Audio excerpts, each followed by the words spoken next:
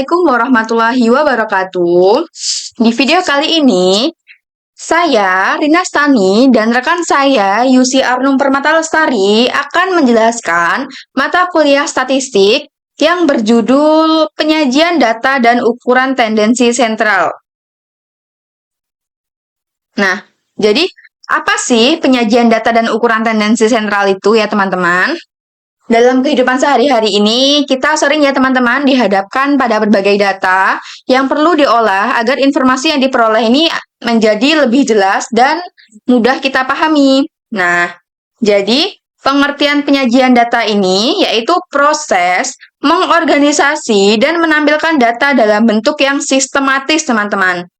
Seperti tabel, grafik, atau diagram. Nah, dalam penyajian data ini, kita dapat melihat pola, tren, dan hubungan antar data dengan lebih mudah. Setelah data disajikan, lebih lanjutnya adalah menganalisis data tersebut untuk mendapatkan gambaran umum atau representatif yang mewakili seluruh data. Nah, salah satu gambaran umum atau representatif yang mewakili seluruh data adalah ukuran tendensi sentral itu, atau dengan cara ukuran tendensi sentral itu, teman-teman. Baik, di sini. Nah, jadi apa sih ukuran tendensi sentral gitu? Mungkin teman-teman bingung ya pengertian ukuran tendensi sentral itu apa. Nah, ukuran tendensi sentral ini adalah ukuran statistik yang menunjukkan nilai tengah atau pusat dari sekumpulan data. Nah, ukuran ini dapat membantu kita memahami nilai rata-rata dari data yang kita miliki, seperti mean, median, dan modus. Nah, ukuran tendensi ini terdiri dari ini, teman-teman. Mean, median, modus.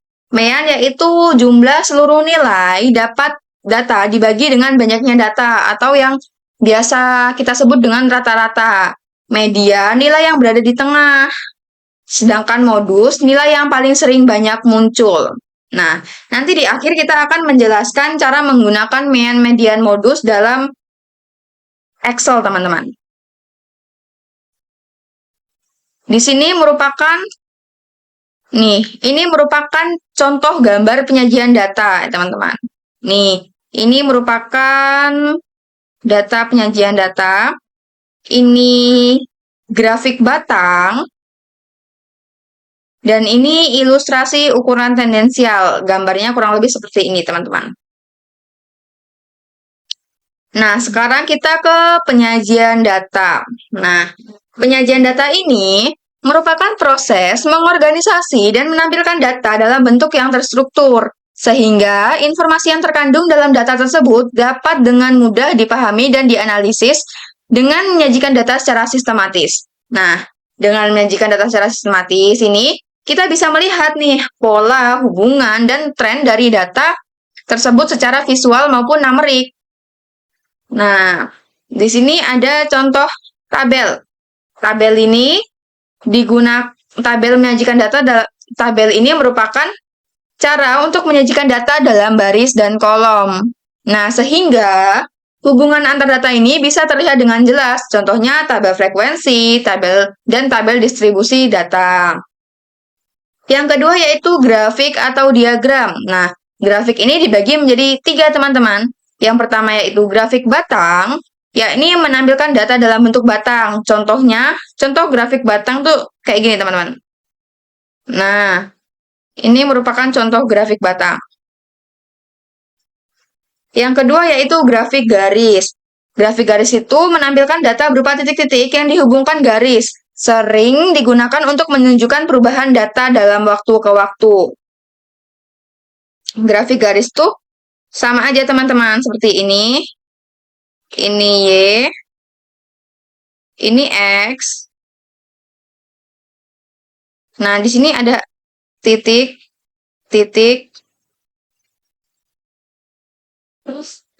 Nah, ada titik-titik di antara X dan Y. Ini disebut grafik garis. Dan yang terakhir yaitu diagram lingkaran. Diagram lingkaran itu seperti ini, teman-teman. Ya, pokoknya anggap saja ini lingkaran ya, teman-teman. Nih.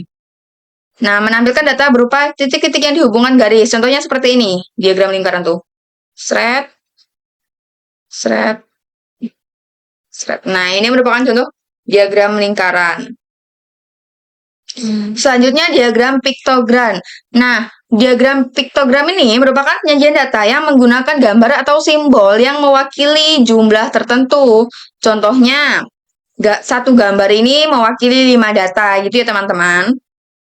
Selanjutnya yaitu contoh penyajian data dalam tabel dan grafik. Nah, ini merupakan contoh dari tabel ya teman-teman.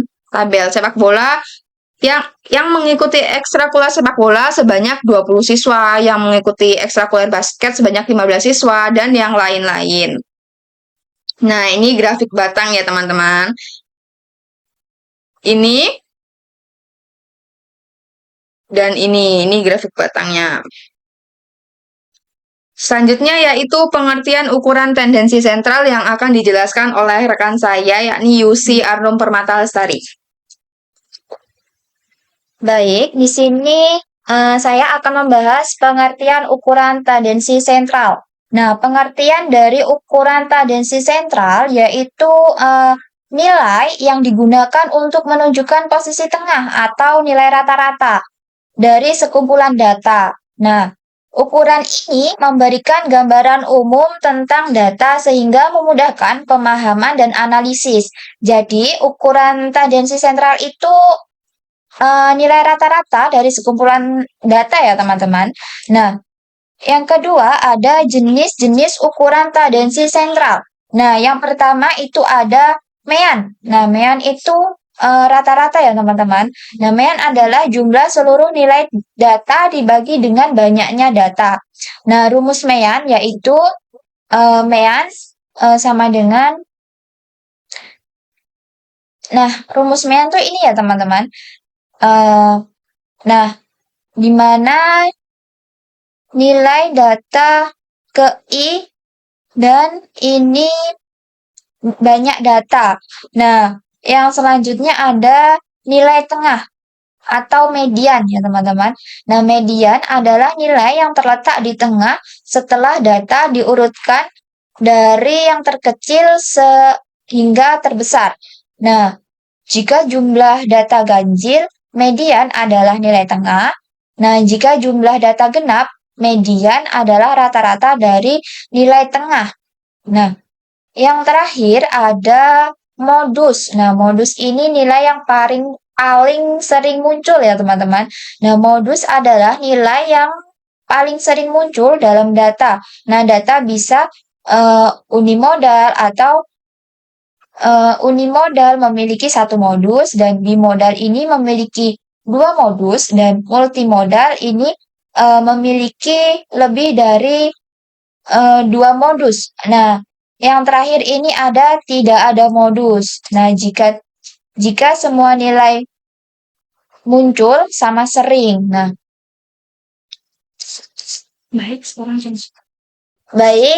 sekarang di sini ada contoh soal. Ini kita beralih ke Excel ya teman-teman. Di sini merupakan contoh penyajian data di mana di sini terdapat data siswa ya teman-teman. Sebanyak 20 data dengan nilainya ini.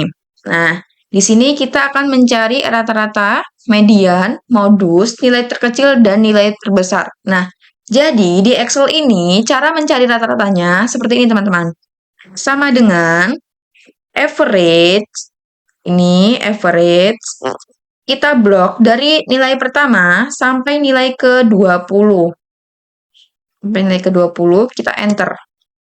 Nah, gitu ya teman-teman. Seperti ini. Nah, di sini kita akan taruh di sini. Sama dengan average. Kita blok seperti tadi.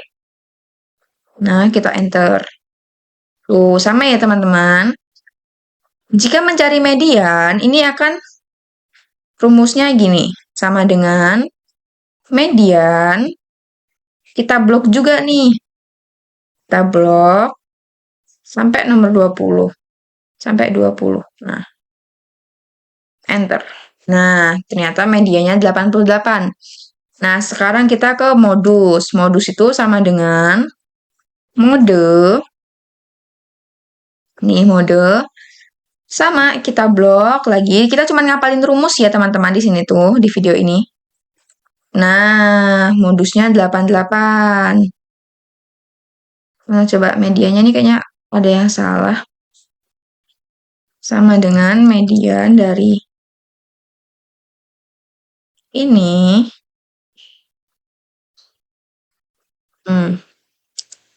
Tuh. Oh, medianya salah. Medianya harusnya 87. Nah, gini ya teman-teman.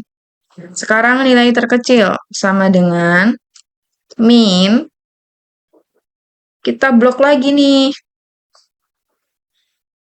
Kita blok lagi, enter. Nah, nilai terbesar sama dengan max. Buka kurung, kita blok.